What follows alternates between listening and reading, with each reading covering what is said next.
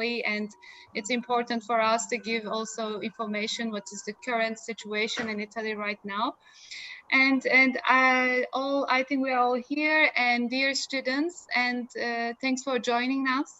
We all had enough, I think, of coronavirus and want to hear something else. That's why today we have with us Giovanni Terracciano, the famous chef of Le Meridien in Istanbul. Let me briefly give you a little information, and then we will listen from him as well.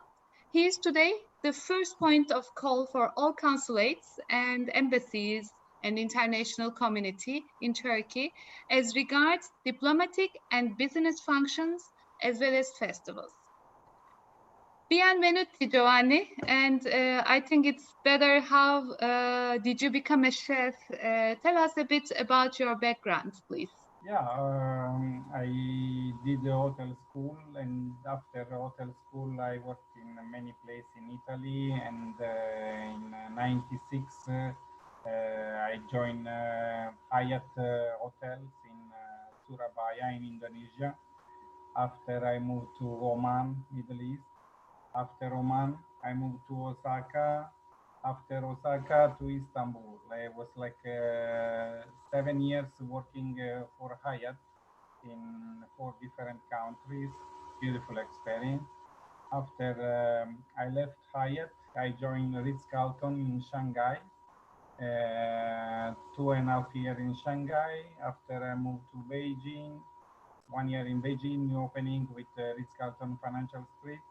After I moved back to Istanbul, I joined Sofa Hotel. From Sofa Hotel to Les Ottomans, Les Ottomans to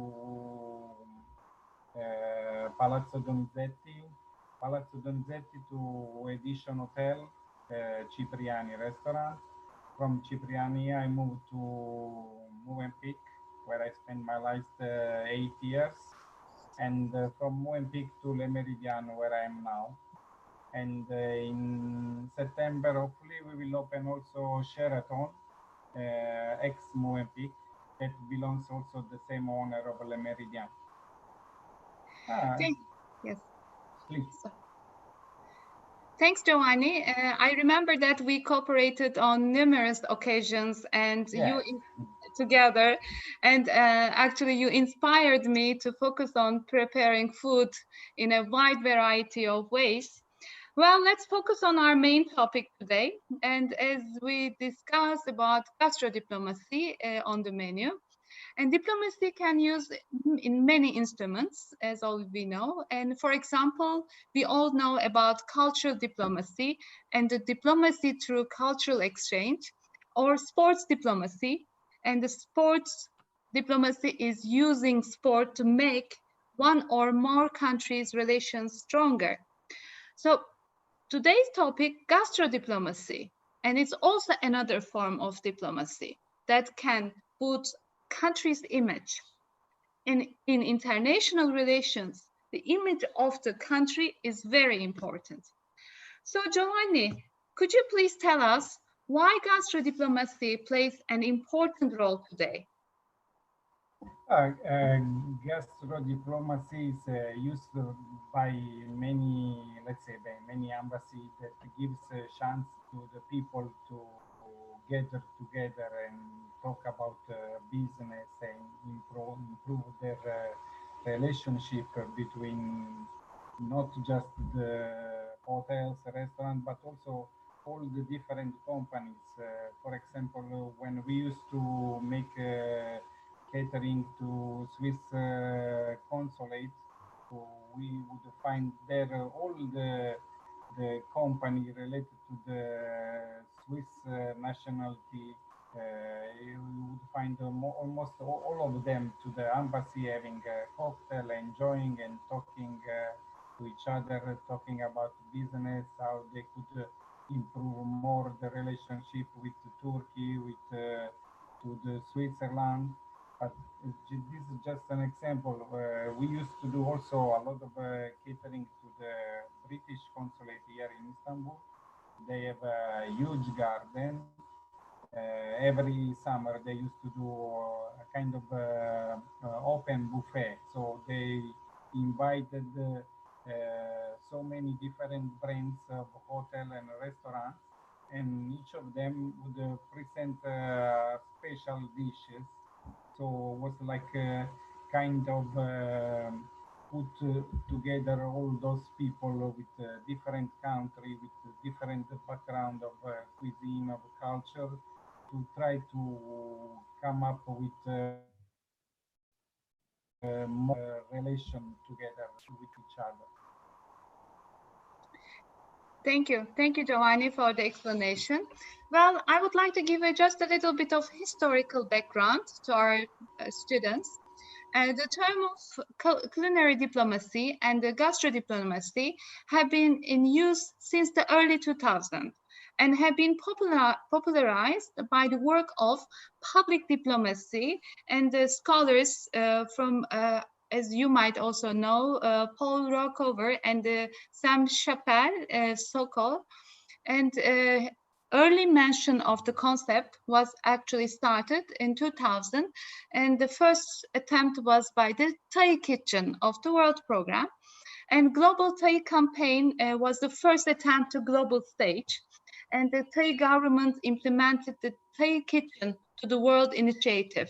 As Giovanni, you also worked in many different countries. You might also have came Right. across with this kind of campaigns of the Yes, government. yes, of course. And They mhm, No, this is sometimes when they do some party, they try to show the best out of that. So they invite Michelin star chefs, very famous chefs, to put out all the best of their own country. It's sometimes it's crucial that how you say to gain the people. It's nice to feel their mind and their with the foods uh, by stomach. So it's like a kind of strategy. It's easy to win people. It's by heart, by with the food. excellent. So what does gastro-diplomacy mean for you then? How would you describe as a chef, as being in the operator of this term?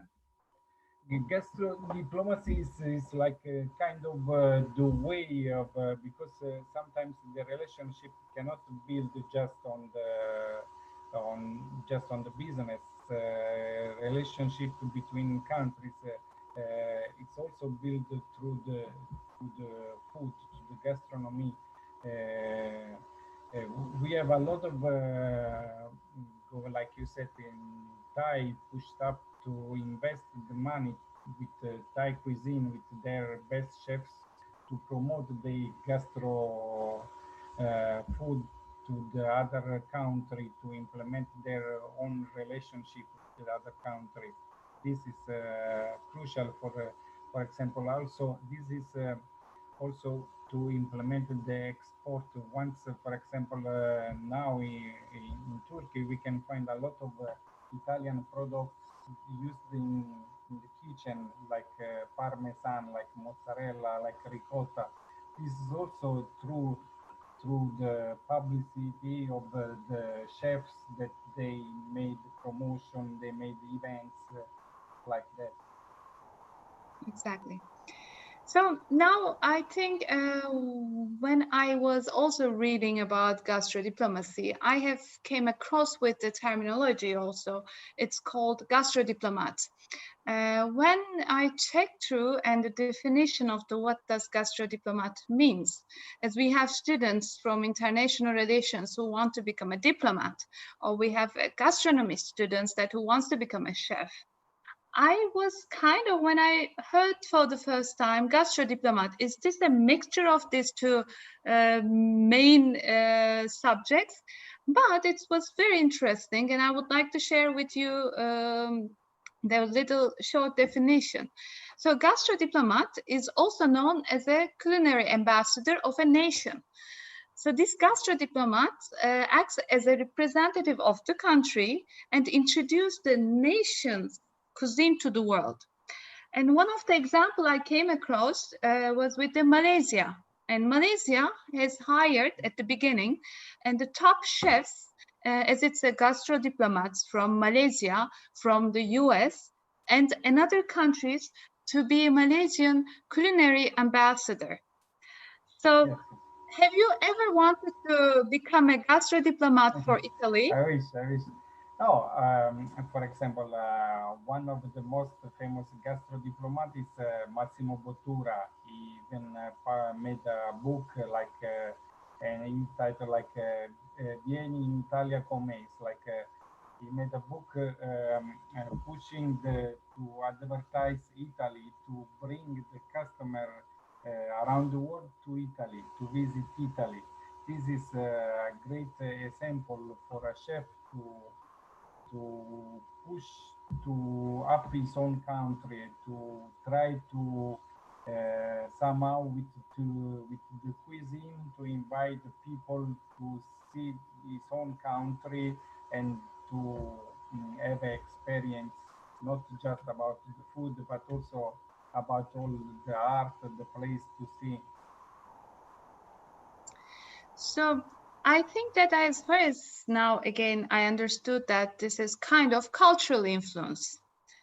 And do you think that gastro-diplomacy is an influential tool? It's really cultural influence? Yes, of course, of course. This, for example, when we go into kitchen, the first things is this all comes from inside us, all our culture, what we have been eating all the time. So on the same times when we chefs we have to do an event or represent our country, we try to push our best product, best ingredients, and come up with some best specialty that show us chef, but on the same time to show us the country where we come from. So it's also influential for promoting the local products as Of well course, in of course, another of course. country. Yes, yes, yes, Okay, yes. now, mhm, Please, yes, please. please. I think now it's a new method for with a great potential and which can lead to even greater increase in the gastronomic tourism of a region. So if we receive a products from the region, so it will gives us influence, or we would like to visit that place where the product is coming from. So it creates also international recognition as well as a successful boost in its tourism industry. So now I think we became familiar with the topic and had seen some examples from Thai, from Malaysia. Now I would like to also talk about how Italy has taken action in this field. So why Italian cuisine is the great soft power in the international arena? So why do we see all the restaurants? It's called Italian flag. Italian chefs. So please, Giovanni. Oh, let's say that Italian cuisine has so many variety of. We have 20 region, so in each region you can find so many dishes. So from let's say from north to south, there are amazing recipe, amazing style. Or even, for example, if we do the same things, for example, tiramisu. If you eat tiramisu in Milano or tiramisu in Napoli, it's totally different. They're saying when you go to Italy, eat the tiramisu all the time because it will be always different. Because every region they have their own way of seeing, their own touch, their own specialty. The Italian food has been very popular because it's simple. We really like to focus on the product itself, not too much elaborate. For example, if we want to compare Italian cuisine with French cuisine, Italian cuisine is more easy. For example, when we prepare dishes, you will find maximum three, four ingredients in a dish, compared to French cuisine, where you find more sauces, more ingredients in one dish. more butters. In Italy, we have more olive oil orientated. We have pasta. We have so many specialty from meat, fish, risotto, pizza. So many things. Then why French cuisine is also famous? So what is the differences, real differences between French cuisine and Italian cuisine at the international arena? So then we will open also this is the open questions and answer to our audience. In the past, we had also French cuisine, a lot of French restaurants everywhere. But probably in the last 20 years, the French cuisine slowed down. Some French restaurants changed to Italian restaurants.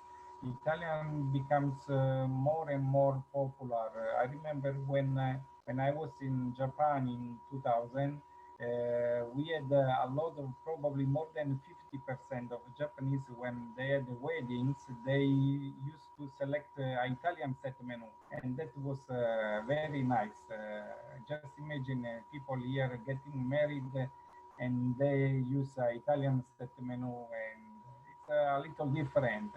At the moment, looks like a little early. Just imagine you go to a wedding and instead of a mezze, you have maybe a tomate mozzarella, or you have something else as a carpaccio as a starter. It's a little surprising.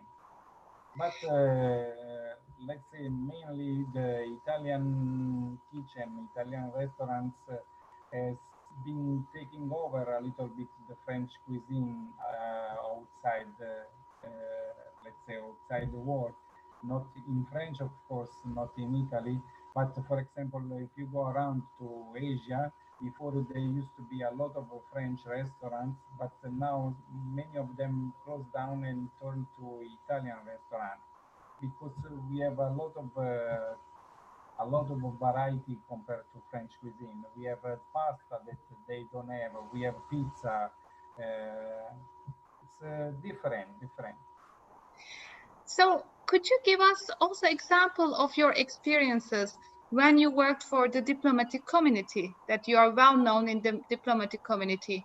So could you please also give us some more examples, and how do you prepare the food, and how the international relations plays important role, and you are always communicating with diplomats, ambassadors, and could you please how you your experiences in this field? Yes, yes. For example, just recently we organized a delivery to Canada's embassy for iftar set menu for 6 people. It's sometimes depends also of customer what they have. For example, if we have catering to Swiss embassy or to American embassy, sometimes they also request some dishes according to their own customer. For example, when we do catering to Swiss consulate, usually they select all the Swiss menu. Like we start with cheese fondue, and then some dill Zurich that is like a sauté beef, and then they love this their own carrot cake that is very famous. Sometimes we do different caterings. Mainly, they request their own cuisine, and sometimes they make some variety according to their own customer. Sometimes, for example, if they invite some different ambassador or different, they try to surprise them with their own specialty. Or now it's going also very trendy about healthy and organic, so they prefer to select some dishes more healthy, like quinoa or tofu or greens. This, but mainly it's like usual when they organize these events, they invite all the main ambassador or consulate, and they try to select a menu that they like, they enjoy most of the people.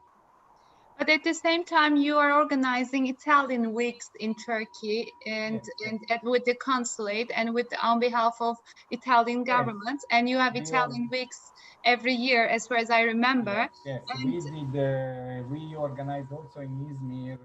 I went to Izmir in Moe Peak Hotel in Izmir. We organized there an event.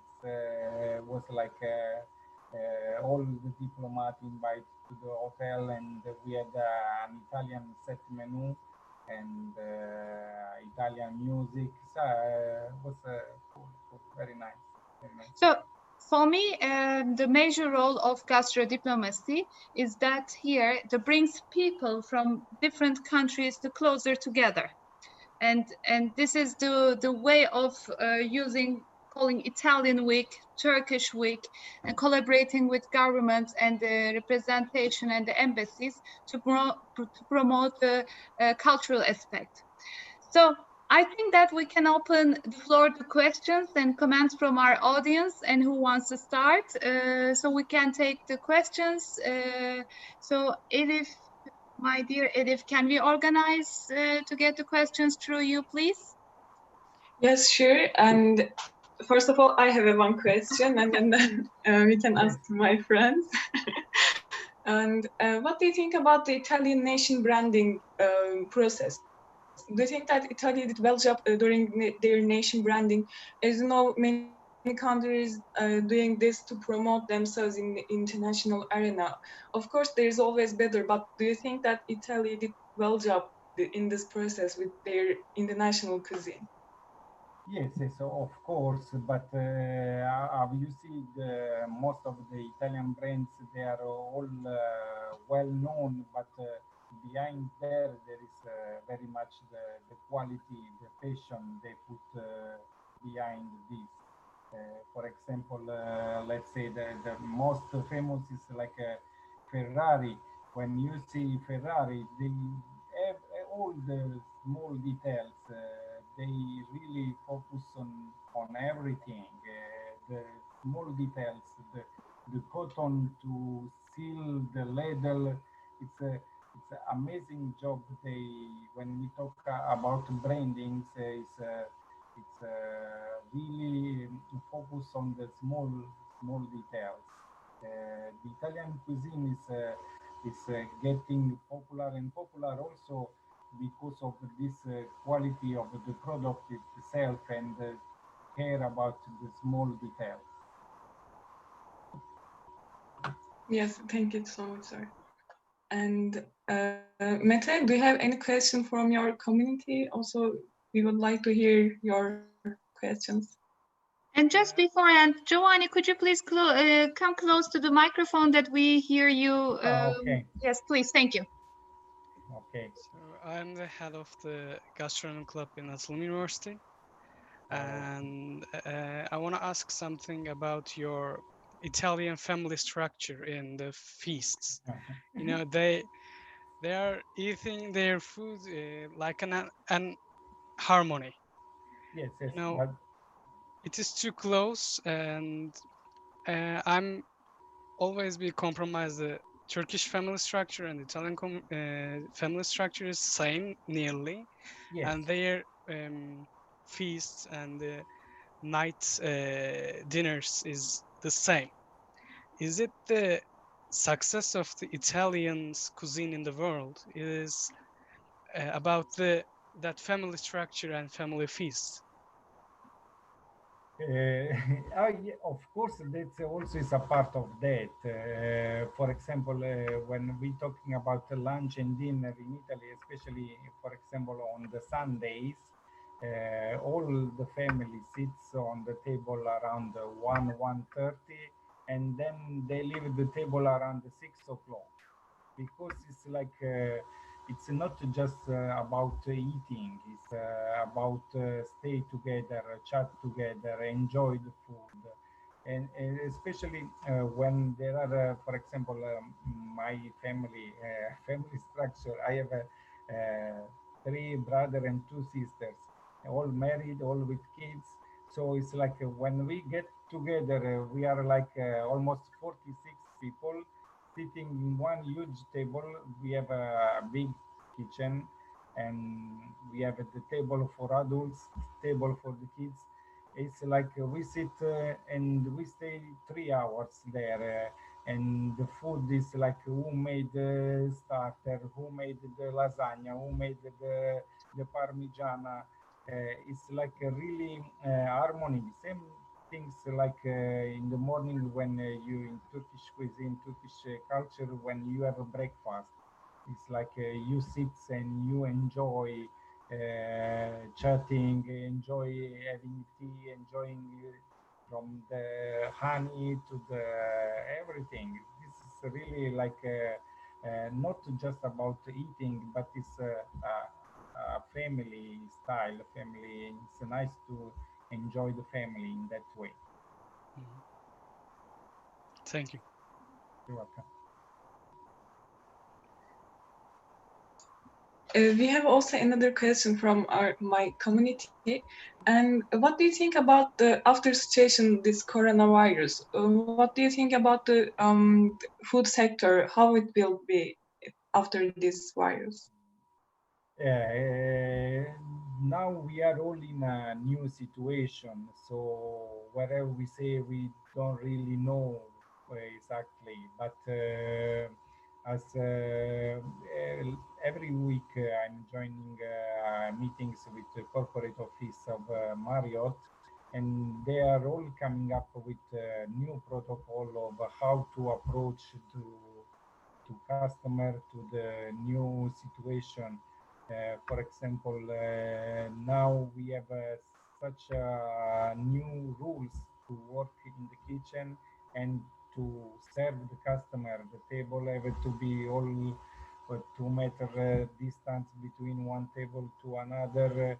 The service has to get organized with mask, with gloves, with plexiglass.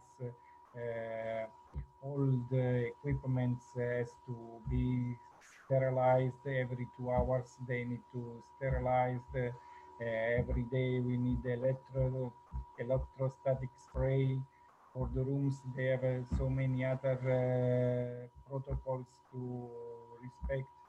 um, when we will start to going to restaurants will be a little different, but probably after a while we will get used to same like now we are getting used to use mask when we go outside.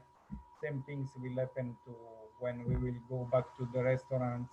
On the beginning we will be a little surprised, but after a while we will get used to. But for sure will be many new standards, many new law to follow. Yes, thank you. And also, Mete, do you have any question from your community? Yeah, I have one question. It's about our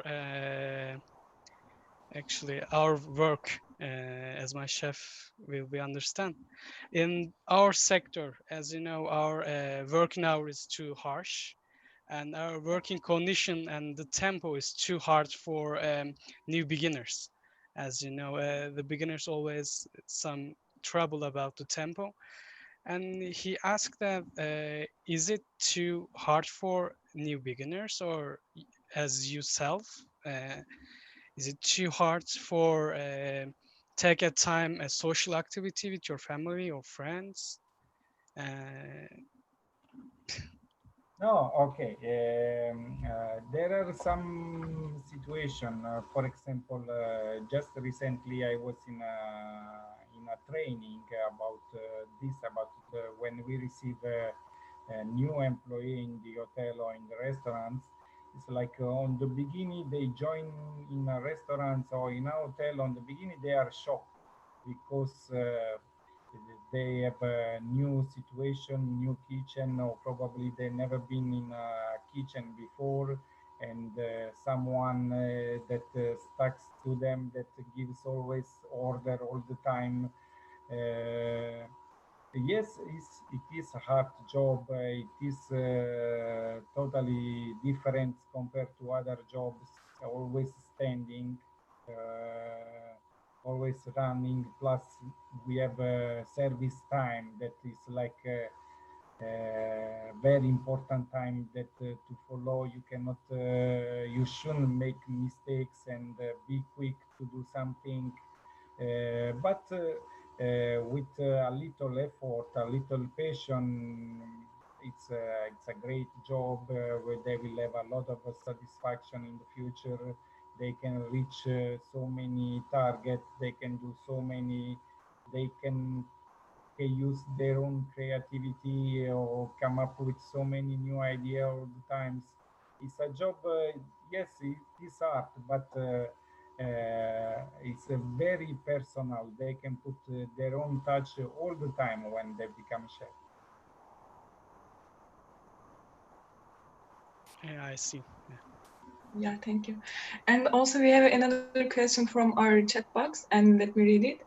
There is a competition between Turkey and Greece on to famous with baklava. Is there any competition between Italy and the others?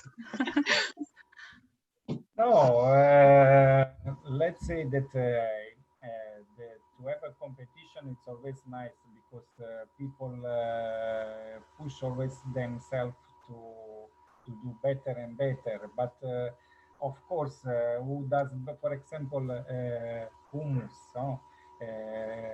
You eat everywhere here in Turkey. You eat hummus. It's great. But recently I was in Jordan, and the way they do the hummus is totally different. That is really like smooth, like a mousse. And I was surprised. Wow! Sometimes the competition shows show also where we standing and where is our let's say the competitor, what they reach. So it's to have a competition, it's always nice, but of course the history show us who belongs that dish. Or for example, when we talk about baklava or about pizza, for example, if we see the pizza, it's not much different from the pide or from lamajun. It's just a matter of topping or size. But when we talk about, for example, the oven itself, the pizza oven and lamajun or pide oven, it's exactly the same structure. There is nothing much different. So baklava, it might belongs to Greece or to Turkey, but at the end is, for example, Lebanon also they have a very good baklava, and they have very small and for example with the cheese, there are so many sweets with cheese. It's like every country tried to put their own touch and then claim that it's their own. Yeah, but also, for example, in Egypt, they are doing a lot of beautiful sweets, Turkish style baklava. Also, it's great. Yeah, thank you. But we still think that baklava is our dessert and it's belong to Turkish people. Ottoman, Ottoman. Fatih Sultan Mehmet. Yeah. And Mete, do you have any question from your community? Yeah, one more in our community. He asked that, is it the become a chef? Is it good from the graduate from the university or some academy? You know, it's pop-ups like MSI Academy and other chef academy things. Or is it great for the beginning in the childhood in the kitchen, like your mother or a company? Both, both. I believe to become a chef, we need both experience. For example, we need to start early, very early, cooking at home all the time, making tests, making anything. But on the same time, having the knowledge from the school, wherever it is, MSA or chef table or university or academy, this is also very important. It's very important to have a degree or diploma from school to go to apply to some jobs. sometimes, for example, when we receive CV, and if there is no schools behind, it's not really acceptable. But when you have the school behind and you have the experience that you worked around, you had training around, it's great. Of course, to become chefs, it takes long experience. It's not just about studying or just about having experience 2 years here, 2 years there, 2 years there. It's a complex situation, but after when they are ready, they will be chef by themselves. They even don't know how they become there. But important is always to have a passion on what they do. Thank you. Yeah, thank you. And we have also another question from Sidam. Now Sidam's the stage. Yeah. Stage is yours. Thank you, Liv. I just want to say something.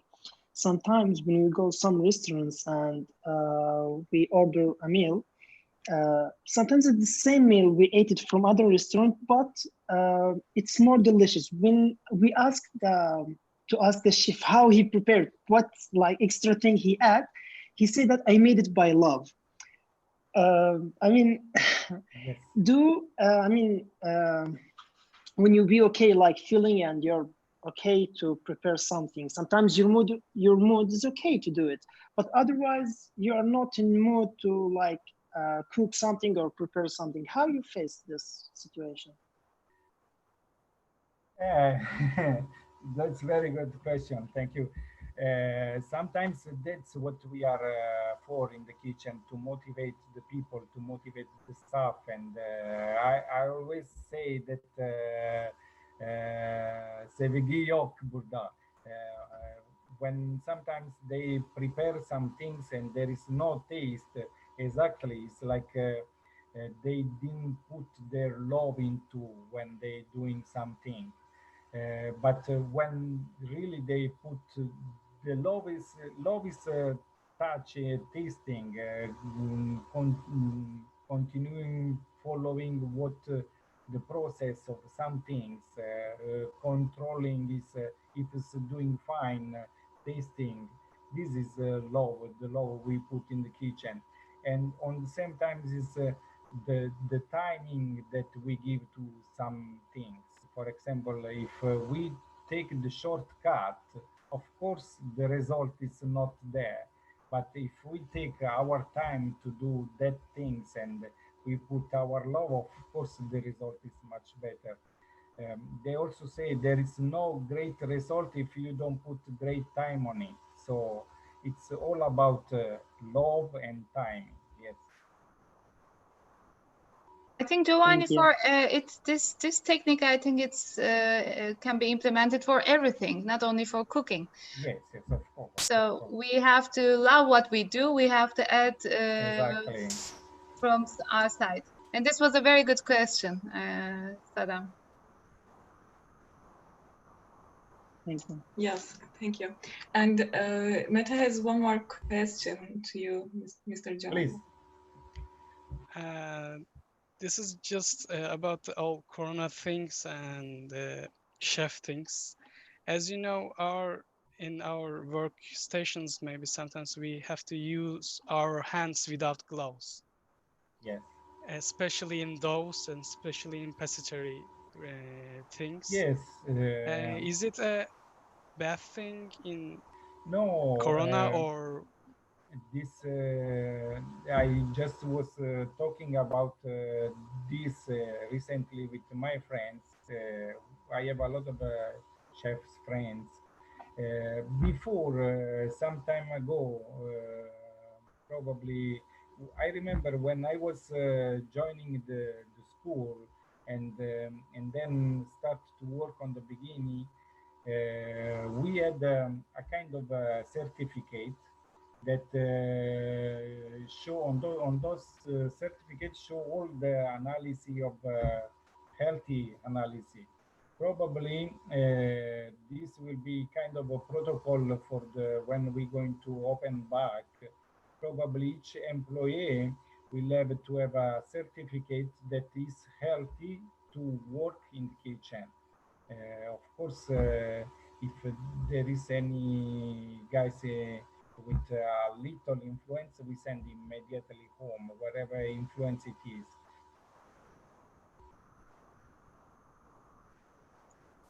Yeah, I see. thank you. Thank you. It was a very informative meeting, I think. And I have one more question, and then we can finish it. And it's okay with us. And what do you suggest to us to do in our future life? Because, for example, me and I will be graduated in 2 months. And what should we do to be more visible in our future? No, well, today it's getting more and more all on this media. Some, for example, some chefs used to have restaurants. They closed down the restaurants and they are working on the YouTube or Instagram. It's today is totally different approach to gastronomy. It's before, for example, a young chef, they have dreams of open his own place, his own restaurant, his own pastry, his own things. Well, I hope, I wish that you in the future you open something by your own, like a restaurant or a pastry or anything. But today is the view is changing. The people is seeing also like open YouTube channel of pastry or cooking or different topics.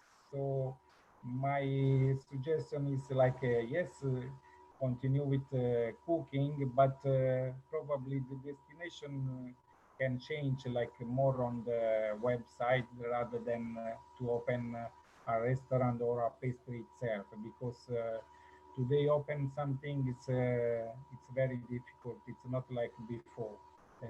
We need a lot of investments, plus the competition is very hard. Before we had many individual restaurants and individual pastries. Today we have a lot of company, a lot of chain, a lot of big company that when they open something, you see millions of investments. For example, cook shop or big chef or any other company. When you go to their restaurants, you see around, it's like, oh my God, they spend minimum 3 million here. How I can open my own restaurant? So it's not easy. All the best. I wish you will reach your goals one day. But the good is that you continue to love what you do and you will be successful, or with a small restaurant, or with a nice YouTube channel, or Instagram, or anything. Everything is turns to a more digital, so we have to see this point. Yeah. Yeah, I'm sorry. Can I ask last question? Please. Please, yeah, please, thank go you. ahead. Yeah, I just want to ask for something. As you mentioned before about the design of the restaurant, what do you think more? I mean, which one is more effective for people, the taste of the meal or the design of the restaurant? I have some friends, they say the successful of a restaurant is location, location, location. Probably the truth is the location. Probably the main issue is especially in the big cities, location is the most important things, because sometimes the people outreach the restaurants. This is very important. Of course, the design, the concept also is very important. And if the design reflects the food, will help us a lot in the kitchen. For example, sometimes you see a beautiful restaurants with a beautiful equipment. Wherever you put in the plate, it's beautiful. The chef does not have to work that much. But sometimes you are in a restaurant out of the city. The restaurant doesn't look good, and probably you have the best chef there that cannot gain any customer because of the other situation. It's all very important in a restaurant: the design, the equipment, the tablecloth, the plate that we select. But of course, the most important is also the employee, the service that approach to the customers, the chefs when they send out a dish, the timing. It's a very complex situation. But location, location is the key. But now the location is also, for example, renting a place in Istanbul, in a nice place, it's like a fortune. It's some place 30,000, 40,000 for a month. It's a lot of money. But when you move to your place in Ankara, it's already a little different situation. But also on the price, selling price, for example, average check in Istanbul is much higher compared to Ankara or Izmir. All depends on the location. Anyway, good luck in the future. If you will open a restaurant, call me, I will come for lunch. Yes, Thank you. thank you so much, sir. Do we have any other questions? Başka sorumuz var mı arkadaşlar? I guess no. Okay, and thank you, Giovanni, and Thank you very DG much, grazie you. mille for your time, and you met with our lovely students, and we need it these days after coronavirus.